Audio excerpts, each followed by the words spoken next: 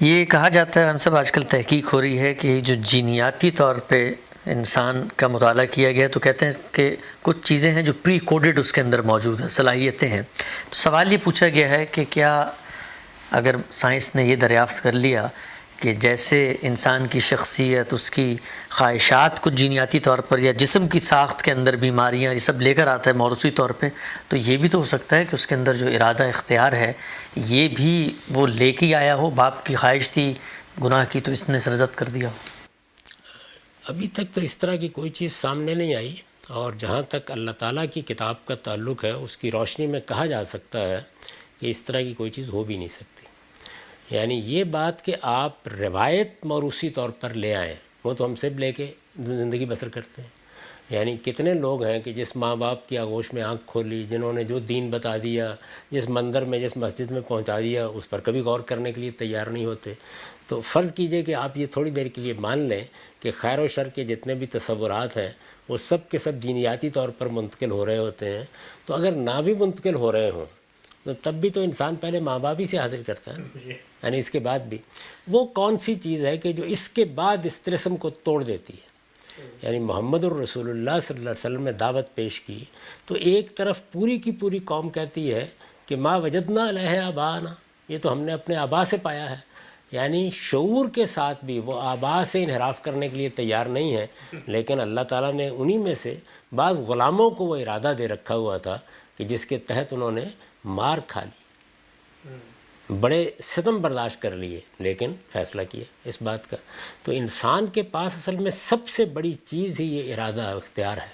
اللہ تعالیٰ کہتے ہیں قرآن مجید میں کہ یہ وہ امانت ہے جو میں نے تمہیں دی تھی اور تم نے اس کو لیا، اس امانت کو۔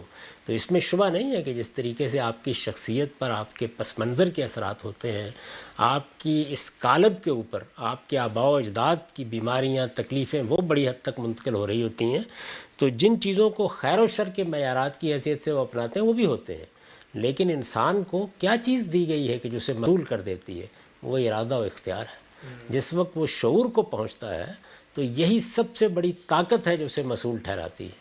اور اسی اصول کے اوپر یہ قاعدہ قائم کیا گیا ہے کہ اگر کسی جگہ انسان کے ارادے کا عمل مجروح ہو جائے، یعنی بیماری سے مجروح ہو جائے، تکلیف سے مجروح ہو جائے، کسی کے جبر سے مجروح ہو جائے، تو انسان پھر جواب دہ نہیں رہتا۔ یبلوکم فیما آتاکم، تو اللہ تعالیٰ نے اسی لیے یہ اصول بیان کیا کہ یبلوکم فیما آتاکم، جو خدا نے دیا ہے، جتنا علم دیا، جتنا شعور دیا، جتنا ارادہ دیا، جتنا اختیار دیا، اس کے لحاظ ہی سے وہ معاملہ کرے گا۔ تو اس میں کوئی پریشان ہونے کی ضرورت نہیں ہے۔ یعنی جو چیز بھی ہم مجبوری کے عالم میں کرتے ہیں اس کے لیے ہم جواب دہ بھی نہیں ہیں۔ جس چیز میں یہ چیز پہلو موجود ہے، اور اس میں بھی پیچھے مڑ کے اللہ تعالیٰ کو جا کے نہیں دیکھنا چاہیے کہ اس نے کیا دیا ہوا ہے، دیکھنا چاہیے میرے پاس کیا ہے۔ میرے پاس اس کا شعور موجود ہے، میں جانتا ہوں کہ میرے پاس ارادے کی بہت بڑی طاقت موجود ہے۔ میں تو جب اپنی زندگی کا مطالعہ کرتا ہوں تو میں دیکھتا ہوں کہ کیا کیا مراحل تھے کہ جس میں اسیر ہو سکتا تھا۔ یعنی اس کے ساتھ مفادات جڑے ہوئے تھے، ان چیزوں کے ساتھ بہت سی تحسین آفرین کے نعرے جڑے ہوئے تھے، لیکن انسان ایک بار فیصلہ کر لے کہ مجھے صحیح راستے کو تلاش کرنا ہے اور مجھے اپنے ارادے کو مغلوب نہیں ہونے دینا، تو میرے نزدیک تو یہ اتنی بڑی قوت ہے کہ یہ پہاڑوں کا سینہ چیر سکتی ہے۔ تو اس لیے یہ ارادہ کہیں سے نہیں آئے گا، یہ اللہ تعالیٰ جس وقت نفخ روح کرتے ہیں تو آپ کو دیتے ہیں۔ اس کے اوپر اثرات ہوتے ہیں، ماضی کے بھی ہوتے ہیں، حال کے بھی ہوتے ہیں، تربیت کے بھی ہوتے ہیں، یہ مغلوب کیا جاتا ہے، لیکن آپ فیصلہ کر لیں تو یہ بالکل ایک دن پھڑپڑا کے اٹھے گا اور ہر چیز کو تہس نہس کر دے گا۔ ارادہ اور اختیار کی ہم سے آپ نے بات کی، ایک سوال آیا ہوا تھا، وہ یہ کہ آپ ہمیشہ بتاتے ہیں کہ انسان کے عمل پر خدا کا علم اثر انداز نہیں ہوتا، اللہ علیم و حکیم ہستی ہے، وہ جانتا ہے مستقبل میں کیا ہوگا۔ لیکن ایک الجھن ہے جو انسان کے ذہن میں کبھی حل نہیں ہوتی۔ مثال سے میں واضح کرتا ہوں، اللہ تعالیٰ کے علم ہے کہ میں نے شادی کہاں کرنی ہے، اب میں تو اپنے انتخاب، اپنے ارادے سے، اپنے اختیار سے کام کروں گا، لیکن اوپر اٹھ کے دیکھیں تو یہ تو واضح ہے نا کہ طے کیا ہوا تھا اللہ نے، کر میں ارادے اختیار سے رہا ہوں، لیکن میں نے جانا وہی ہے جو اللہ کے علم ہے۔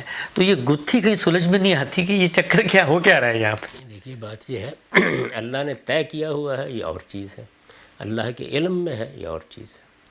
جو چیزیں اللہ نے طے کی ہوئی ہیں وہ ہم سب جانتے ہیں، یعنی مجھے کہاں پیدا ہونا تھا، میرے والدین کون تھے، مجھے کیا صلاحیتیں دی گئیں، میرے لیے کون سا ماحول منتخب کیا گیا، مجھے کس ملک میں پیدا کیا گیا، یہ سب چیزیں اللہ نے طے کی ہوئی تھیں۔ لیکن جیسے کہ میں نے ابھی عرض کیا، میرے اندر اللہ ہی نے وہ ارادہ و اختیار رکھا ہے جس کی بنیاد پر میں بعض فیصلے کرتا ہوں۔ یہاں صورتحال بالکل الٹ جاتی ہے۔ اللہ یہ بتاتے ہیں کہ میرا علم تمہارے اس فعل پر اثر انداز نہیں ہوتا، یہ تم کرتے ہو، اپنی مرضی سے کرتے ہو، اپنے ارادے سے کرتے ہو، اپنے اختیار سے کرتے ہو، یعنی ایک دائرہ ہے جس کے اندر۔ البتہ یہ بات کہ اللہ اسے جانتا نہیں تھا، یہ تو نہیں ہو سکتا، اس لیے کہ وہ بکل شیء علیم ہے۔ ہمیں اس کے حدود طے کرنے کی کوئی ضرورت نہیں ہے۔ اس چیز کو اللہ کی طرف سے دیکھنے کی بجائے بندے کی طرف سے دیکھیے، اس ترتیب کو الٹ کے دیکھیے، میرا شعور کیا کہتا ہے۔ اصل میں میری جواب دہی میرے شعور کے لحاظ سے، میں جانتا ہوں کہ میں کون سا کام مجبوری میں کر رہا ہوں اور کون سا کام میں اپنے ارادے اور اختیار سے کر رہا ہوں، بس میرا یہ جاننا ہی مجھے جواب دہ کر دیتا ہے۔ ہمارے ہاں متکلمین نے، علم کلام کے ماہرین نے، فلسفے کے لوگوں نے جو سب سے بڑی غلطی کی ہے وہ ذات خداوندی کو متعین کرنے کی ہے۔ یعنی ذات ہے کیا؟ آپ یہ دیکھیں، یہ جتنی فلسفے کی بحثیں ہیں، ذات بہت ہے، اس کو تعینات کیسے آتے ہیں، اس کے اسماء و صفات کیا ہیں، اس کی تجلی کیسے ہوتی ہے، بھائی آپ کے پاس اس کے جاننے کا کون سا ذریعہ ہے؟ تجربے اور مشاہدے میں آئی ہے کوئی چیز؟ اچھا یہ فرمائیے کہ استقراء فرمایا ہے، یعنی ملائے اعلیٰ پر چلے گئے تھے، فرشتوں سے ملاقات ہوئی اور انہوں نے خبر دے دی آپ کو، یعنی یہ اصل میں تخیل کی کار فرمائی ہے ساری کی ساری جتنی ہے۔ یہ بات میری جورسڈکشن ہی کی نہیں ہے، میں اس میں جاؤں کیوں؟ اللہ تعالیٰ کی ذات، صفات اور اللہ تعالیٰ کے سنن کے بارے میں ہمیں جو تعلیم دی ہے سورہ آل عمران میں، وہ یہ ہے کہ ایاز قدر خود بشناس وما اوتیتم من العلم الا قلیلا، تمہیں بہت تھوڑا علم دیا گیا ہے، اس میں حدود سے تجاوز نہ کرو، جتنا علم اللہ کی کتاب سے اور پیغمبروں سے مل جائے اس پہ اکتفا کرو، اور اس کے بارے میں یہ طریقہ اختیار کرو کہ جو حدود اللہ نے مقرر کر دیے ہیں اسی میں گفتگو بھی کی جائے، اپنی طرف سے کوئی بات کہنے کی ضرورت نہیں ہے۔ تو پہلی چیز جو بنیادی چیز ہے وہ یہ ہے کہ اللہ کے بارے میں یہ خیال کرنا کہ ہم اس نے کیسے کائنات کو بنایا، کیسے کلمہ کن کہا، اس سے کیا نور پھوٹا، تعینات کیسے ہوئے، آیان ثابتہ کہاں سے آئے، یہ تمام چیزیں جو ہیں یہ اللہ کو متعین کرنے کا ہے۔ یہ علم کا طریقہ ہی نہیں ہے۔ آپ کے علم کو اپنے آپ سے شروع کریں، میں کون ہوں، مجھے کیا حیثیت حاصل ہے، میں کہاں سے آتا ہوں، میں آتا ہوں تو مجھے کیا چیزیں دے کر بھیجا گیا ہے، میرے حواس خارج سے کیا علم حاصل کرتے ہیں، داخل سے کیا علم حاصل کرتے ہیں، میرا شعور مجھے اپنی شخصیت کے بارے میں کیا بتاتا ہے۔ یہ وہ معیار ہے جس کے اوپر آپ کے فیصلے ہوتے ہیں۔ آپ دلچسپ بات دیکھیں کہ جیسے ہی مذہب میں آپ داخل ہوتے ہیں تو یہ بحثیں شروع کر دیتے ہیں، عام زندگی میں کیوں نہیں کرتے؟ وہاں تو تدبیر حکمت ہے، یعنی وہاں آپ بالکل وہیں سے شروع کرتے ہیں۔ یعنی آپ عدالت میں کھڑے ہو کے ذرا جبر و قدر پر تقریر کر کے دکھائیے گا، کون سا جج آپ کی تقریر کو قبول کرے گا؟ آپ نے جرم کیا ہے تو انسان استقراء کی بنیاد پر جرم کے بارے میں جو رائے قائم کر چکا وہ فیصلہ کرے گا۔ آپ نے اس کو تبدیل کرانا ہے تو اس کی ابتدا وہیں سے ہوگی، یعنی آپ کے اندر سے۔ تو سارے علم کلام کو اصل میں انسان سے شروع ہونا چاہیے۔ اللہ کے بارے میں، قیامت کے بارے میں، کائنات کے بارے میں اتنا علم کافی ہے جتنا اللہ تعالیٰ نے اپنی کتابوں میں اور پیغمبروں سے دے دیا ہے، اس کو سمجھیے۔ اور تعلیم دی گئی ہے سورہ آل عمران میں کہ اس میں طریقہ بھی متشابہات کا اختیار کیا گیا ہے، اور جو راسخون فی العلم ہے وہ یہ کہتے ہیں کہ کل من عند ربنا، یہ سب ہمارے پروردگار کی طرف سے ہے، ہم اس پر ایمان لائیں۔ وہاں یہ طریقہ ہے، اور اپنی دنیا کے اندر آپ علوم دریافت کریں۔